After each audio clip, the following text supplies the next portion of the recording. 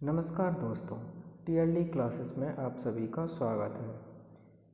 पिछले कुछ दिनों से अग्निपथ योजना न्यू सेंसेशन का मुद्दा बना हुआ है।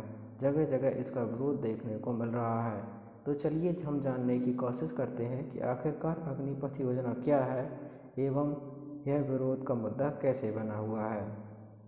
चलिए शुरू करते हैं।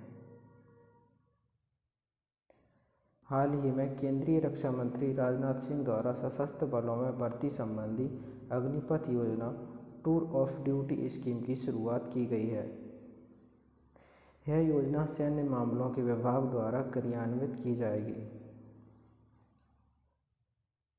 इस योजना में शामिल युवा अग्निवीर कहलाएंगे।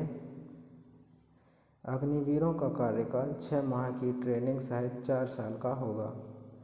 गौरतलब है कि 4 साल पश्चात लगभग 25% को ही 15 वर्ष की अवधि के लिए उनकी संबंधित सेवाओं में वापस भर्ती किया जाएगा। Vice chief of army staff Raju के कथनानुसार इस योजना को 2 वर्ष के चिंतन और मनन के पश्चात लागू किया गया है। आइए अग्निवीरों की योग्यता के बारे में जानते हैं। 17.5 वर्ष की आयु से 21 वर्ष तक के आयु वर्ग वाले युवाओं को अग्निपथ योजना में शामिल किया जाएगा। कोरोना काल में सैन्य भर्ती न होने के कारण सरकार ने वर्तमान में इसकी अधिकतम आयु 21 से बढ़ाकर 23 वर्ष कर दी है। आइए इसके उद्देश्यों को देखते हैं। सशस्त्र बलों में देशभक्त और प्रेरित व्यक्तियों को शामिल होने का अवसर प्रदान करना, सशस्त्र बलों की औसत आयु को कम करना। गौरतलब है कि वर्तमान में सशस्त्र बलों की औसत आयु 32 वर्ष है, जिसे भविष्य में 26 वर्ष तक लाने की कोशिश रहेगी। वर्तमान में सैन्य सुरक्षा की अधिकांश राशि पेंशन में व्यय हो जाती है, जिसे अग्निपथ योजना के माध्यम से कम करने का लक्ष्य रखा गया है। अग्निपथ योजना के माध्यम से अधिकारी रैंक से नीचे के कर्मियों की भर्ती की जाएगी।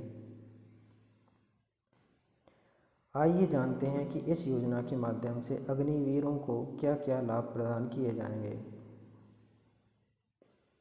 अग्निवीरों को 30 से 40 हज़ार प्रति माह वेतन दिया जाएगा। अग्निवीरों को प्रचलित दर पर ब्याज सहित लगभग 11.7 लाख रुपए सेवा निधि पैकेज दिया जाएगा। यह सेवा निधि पैकेज पूर्णतः इनकम टैक्स फ्री होगा। अग्निवीरों को 48 लाख रुपए का जीवन बीमा कवर दिया जाएगा, जिसके लिए अग्निवीरों को किसी प्रकार के भुगतान की आवश्यकता नहीं होगी। अग्निवीरों के शहीद होने की स्थिति में 1 करोड़ रुपए की राशि उसके परिजनों को प्रदान की जाएगी। सशस्त्र बलों की भर्ती नीति में परिवर्तनकारी सुधार आएगा। आइए अब जानते हैं कि अग्निपथ योजना के 4 वर्ष के बाद की राह क्या होगी। लगभग 25% अग्निवीरों को 15 साल की अवधि के लिए उनसे संबंधित सेवाओं में भर्ती कर लिया जाएगा। 10वीं कक्षा के बाद चयनित अग्निवीरों को 4 वर्ष के पश्चात 12वीं कक्षा का ओपन स्कूल पास सर्टिफिकेट दिया जाएगा। 12वीं कक्षा के चयनित अग्निवीरों को 4 वर्ष के पश्चात स्नातक ग्रेजुएट की डिग्री प्रदान की जाएगी। अन्य सरकारी सेवाओं में 10% का रिजर्वेशन दिया जाएगा। अभी तक 11 राज्यों के मुख्यमंत्री घोषणा कर चुके हैं कि अग्निवीरों को सरकारी सेवाओं में प्राथमिकता प्रदान की जाएगी। इसके अलावा कुछ सिक्योरिटी एजेंसीज एवं महिंद्रा जैसी कुछ बड़ी बड़ी कॉरपोरेट कंपनी ने भी अग्निवीरों को लेने की बात कही है। आइए अब इसके महत्व को देखते हैं। वर्तमान परिस्थितियों के हिसाब से यह भविष्य में प्रतिकूल परिस्थितियों में सैन्य सेवाएं उपलब्ध कराने में कारगर साबित होगी। रोजगार के अवसरों में वृद्धि होगी। इसके दौरान प्राप्त कौशल एवं अनुभव के कारण विभिन्न क्षेत्रों में रोजगार के अवसर दिए जाएंगे। इससे प्रति व्यक्ति आय में वृद्धि होगी, सकल घरेलू उत्पाद में वृद्धि होगी।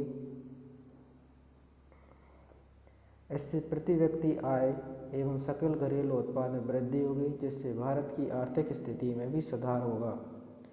उच्च कार्यबल की उपलब्धता में वृद्धि होगी। आइए एक नज़र उन देशों पर भी डालते हैं जिनमें सैन्य सेवाएं प्रदान करने का प्रावधान है। इजराइल में पुरुषों को 2.5 वर्ष और महिलाओं को 2 वर्ष के लिए सैन्य सेवाएं देना अनिवार्य है। रूस में भी 18 से 27 साल तक के युवाओं को अनिवार्य सैन्य सेवाएं प्रदान करना अनिवार्य होती है। बरमूडा की रेजिमेंट में पुरुषों को 38 महीने के लिए सैन्य सेवाएं देना अनिवार्य है। पहले चीन में भी सैन्य सेवाएं प्रदान करना अनिवार्य था, किंतु चीन में इसकी बढ़ती लोकप्रियता एवं लोगों की स्वेच्छा से सैन्य सेवाएं प्रदान करने के कारण चीन में इसकी अनिवार्यता को खत्म कर दिया गया है। ब्राज़ील, साइप्रस, रूस, सीरिया आदि में भी सभी पुरुषों के लिए सैन्य सेवाएं प्रदान करना अनिवार्य है। आइए अब उन बिंदुओं को जानते हैं जिनके कारण देश में अग्निपथ योजना के विरोध का माहौल बना हुआ है।